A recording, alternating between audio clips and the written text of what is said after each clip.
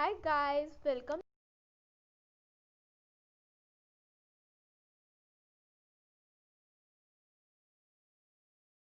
The upcomings of Mughal. In previous two parts, we have studied about Babur and Humayun. So today we will study Shershah story. If अगर आपने मेरी पिछली दोनों videos नहीं देखी हैं, इसके पहले दो पार्ट्स, तो मैं उसकी लिंक आपको डिस्क्रिप्शन बॉक्स में दे दूंगी, आप जाके उन्हें देख सकते हैं। तो चलिए आज का सेशन स्टार्ट करते हैं। Sher Shah Suri.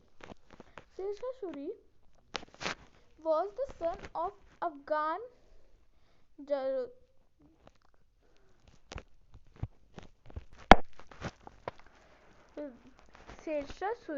Shershah was the son of Afghan Jagidar in Sasmaram, Bihar.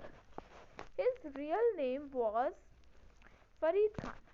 मतलब वो जो शेरशाह है वो सन ऑफ अफगान जागीरदार है, अफगान का एक जागीरदार है, उसका बेटा था शेरशाह सूरी, और जिसका असली नाम था Farid Khan. He was given the title of शेर after killing a tiger। मतलब उसे ये वाला टाइटल कैसे मिला, शेर, क्योंकि जब उसने एक टाइगर को मारा तब उसे ये शेर वाला टाइटल मिल गया। Sher Shah was very ambitious man. Within a within a few years he raised a large army and became powerful। मतलब वो जो शेरशाह था वो बहुत ही एम्बिशियस मैन था, मतलब जिसके बहुत सारे सपने थे। विदिन अ फ्यू ईयर मतलब कुछ ही सालों में उसने बहुत बड़ी आर्मी बना ली और बिकम पावरफुल बन गया इन द रीजन, उस रीजन में covered by the present day state Bihar. मतलब in the region covered by the present day state of Bihar, मतलब जो कवर है, मतलब आज के समय में जिस स्टेट को बिहार कहते हैं, Jharkhand and West Bengal. He defeated Humayun twice, मतलब उसने दो बार हुमायूं को हराया एंड ऑक्यूपाई दिल्ली, उसने दिल्ली ले ली। ठीक है। He went to annex territory in the north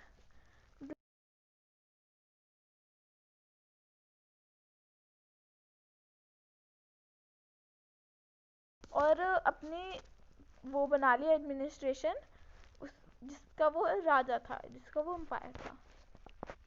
unfortunately Sher Shah rule for a very brief period.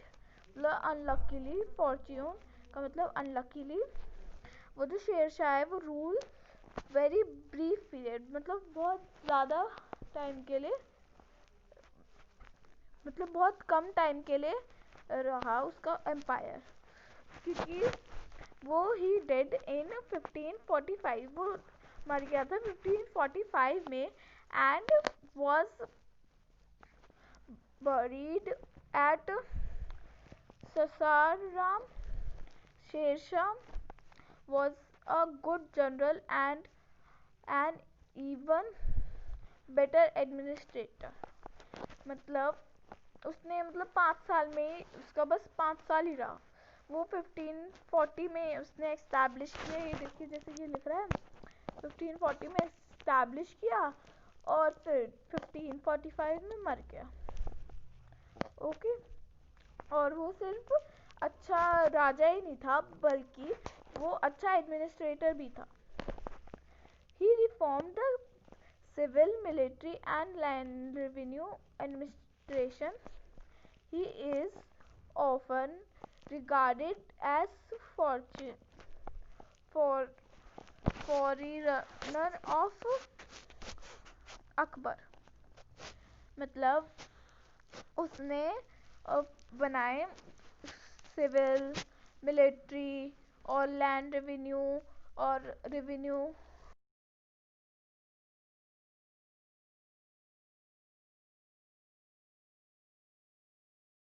Run of Akbar, मतलब वो अकबर के पास फिर काम करने लगा। Many of the reformers included by Sher Khan were continued by Akbar, मतलब वो जो भी करता था उसके पास इस काम के लिए पैसे नहीं थे, इसलिए वो अकबर के द्वारा होते थे। तो अब इसके सिविल एडमिनिस्ट्रेशन के बारे में बता रहे हैं। The king was the most powerful person in the empire. King most powerful person होता है अपने राज्य में, अपने पूरे एम्पायर में, है ना। He was assisted by a council of minister. वो जो वहाँ पर काउंसिल ऑफ मिनिस्टर होते हैं ना, उसके द्वारा उसे असिस्ट होते हैं। मतलब किंग की बात वो जो काउंसिल ऑफ मिनिस्टर होते हैं वो सब मानते हैं। The empire was divided into provinces, मतलब वो जो एम्पायर था वो प्रोविंसेस में डिवाइड हुआ था। 2 प्रोविंसेस में डिवाइड हुआ था। पहला है शरखर्स and districts Paragonas. The lowest administrative unit was the village. सबसे कम वो जो एडमिनिस्ट्रेटिव यूनिट थी वो थी विलेज, जो सबसे कम एडमिनिस्ट्रेट हुई थी। सबसे ज़्यादा तो वो जो बड़े लेवल के किंगडम्स वगैरह होते हैं वो होते हैं, दूसरे नंबर पे वो होते हैं डिस्ट्रिक्ट्स, और सबसे लोएस्ट पे होते हैं विलेज जो एडमिनिस्ट्रेट होते हैं। शेर खान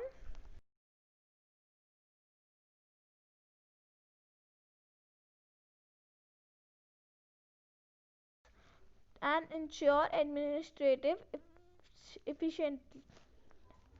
वो जो शेरशाह था वो टूर किया था the empire in inspect to prevent officials and from becoming powerful in a particular region. Shershah transferred them even every 2 or 3 years. मतलब इसका क्या मतलब हुआ, to prevent the official from becoming powerful.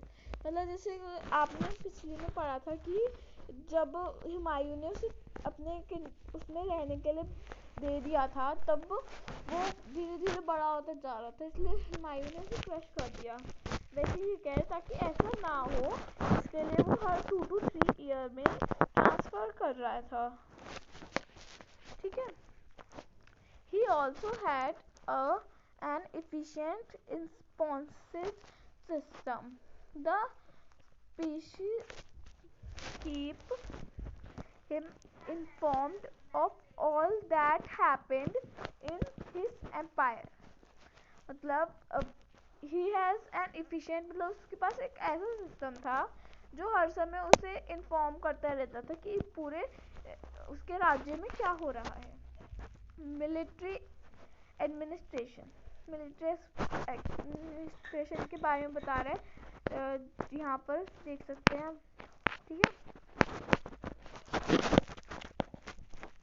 हाँ, Sher Shah paid regular salary in cash to the soldiers and officials, मतलब ताकि उसकी military अच्छी रहे, कोई लोग उससे वैसे न करे कि ये तो बहुत गंदा है, ये हमें पैसे नहीं देता। जैसे कुछ रूलर्स कंजूसी करते हैं पैसे देने में, तो उनकी मिलिट्री बहुत वीक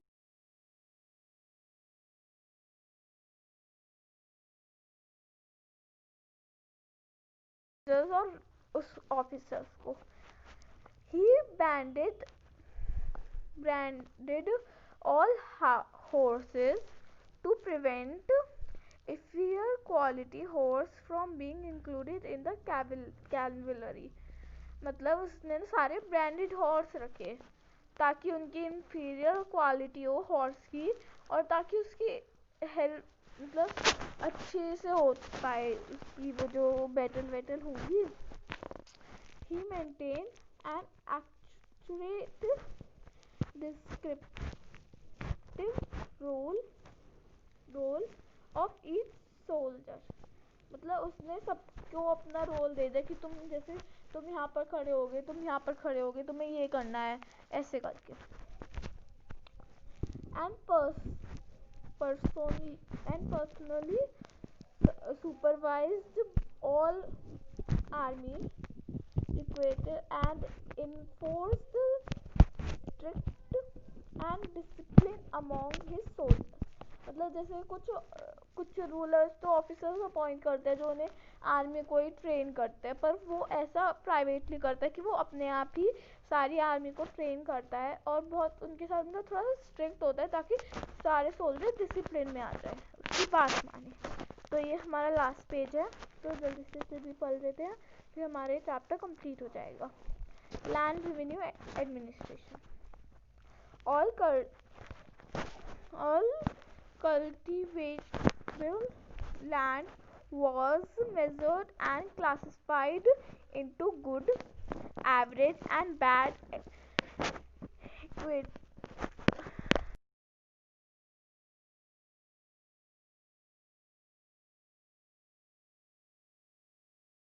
लैंड जहाँ पर कुछ भी उग सकता है उन्हें मेजर क्लासिफाई कर दिया था अलग अलग ग्रुप में, जैसे गुड, एवरेज और bad according to their fertility. मतलब उनकी फर्टिलिटी के हिसाब से ये तय कर दिया था कि इसकी फर्टिलिटी अच्छी है, इसकी फर्टिलिटी ठीक ठीक है, इसकी फर्टिलिटी गंदी है, ऐसे करके, ताकि अच्छे से पता चल जाए कि कहाँ पर क्या उगाना चाहिए। The king's share was fixed at 1/3 of the total production. It could be paid in cash or kind. मतलब और भी काइंड होते होंगे पहले पे करने के, तो फिर किंग का फिक्स था कि इससे 1/3 ही लेना है, चाहे कितना भी हो, चाहे बड़ा हो या छोटा हो, 1/3 ही लेना है पूरी वो जो होगा, ठीक है। और फिर वो कैश में भी पे हो सकते थे और कोई अगर उनका मेथड हो और किसी काइंड से भी हो सकते थे। The administrative officers was lenient at time of revenue assignment but strict at the time of tax collection। मतलब वो ऐसे थे, lenient थे, मतलब वो जो वहाँ के सारे ऑफिसर्स थे ना वो lenient थे और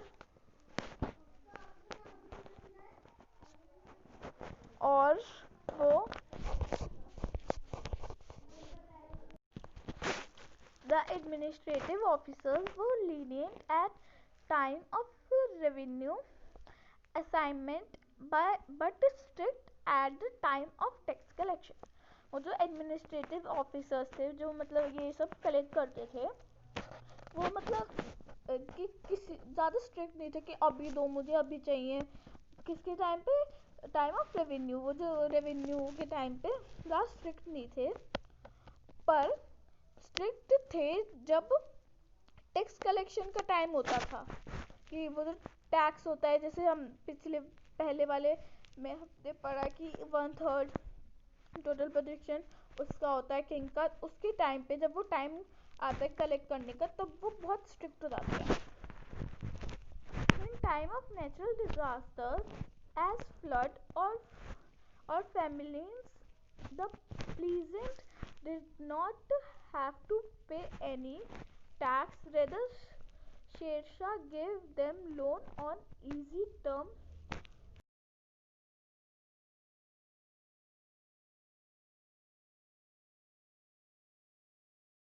तब ना वो उनसे जो लोग रहते हैं जो वो आते हैं उनसे वो टैक्स नहीं लेता था तब, बल्कि वो उन्हें शेरशाह उन्हें लोन देता था बहुत इजी टर्म्स पे इमरजेंसी के दौरान।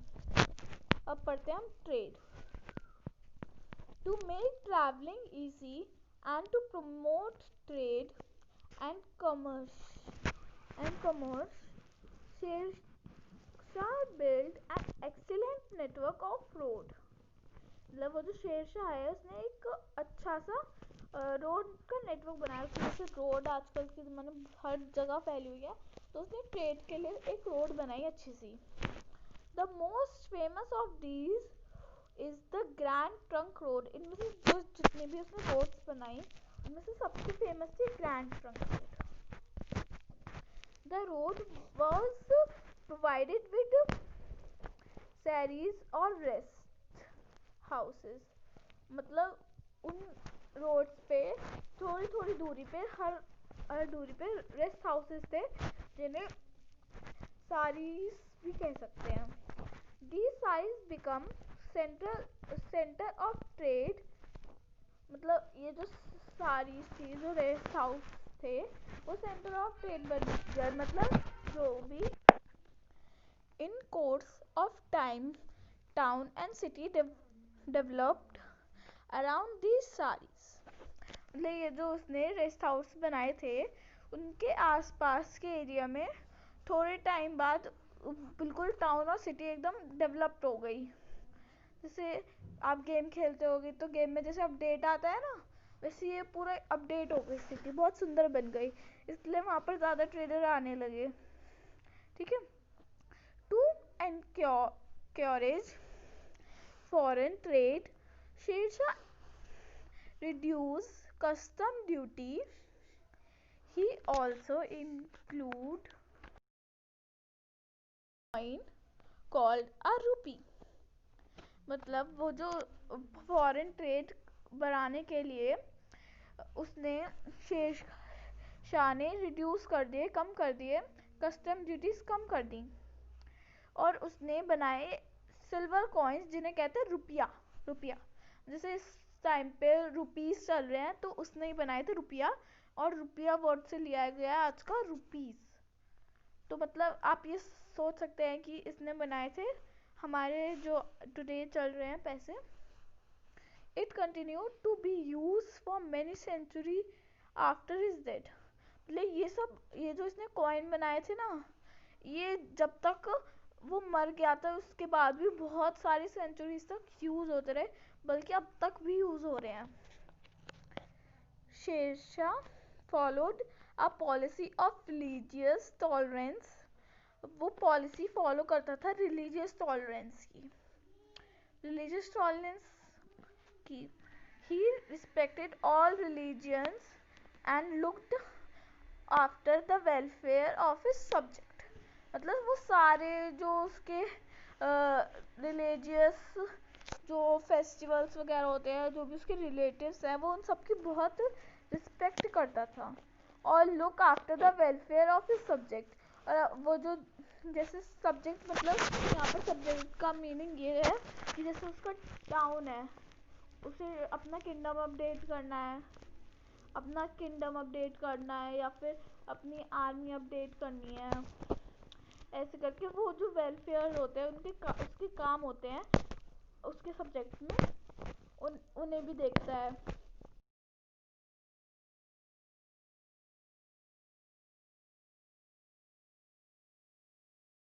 पुराना किला आप देखते होंगे दिल्ली में, अगर आपने नहीं देखा होगा तो आप जरूर देखने जाना, वो बहुत अच्छा है। उसने बनवाया था वो पुराना किला दिल्ली में। शेरशाह was succeeded by इस्लाम शाह। मतलब वो जो शेरशाह है उसका बेटा था इस्लाम शाह। ठीक है। He could not build up to the work of his predecessor.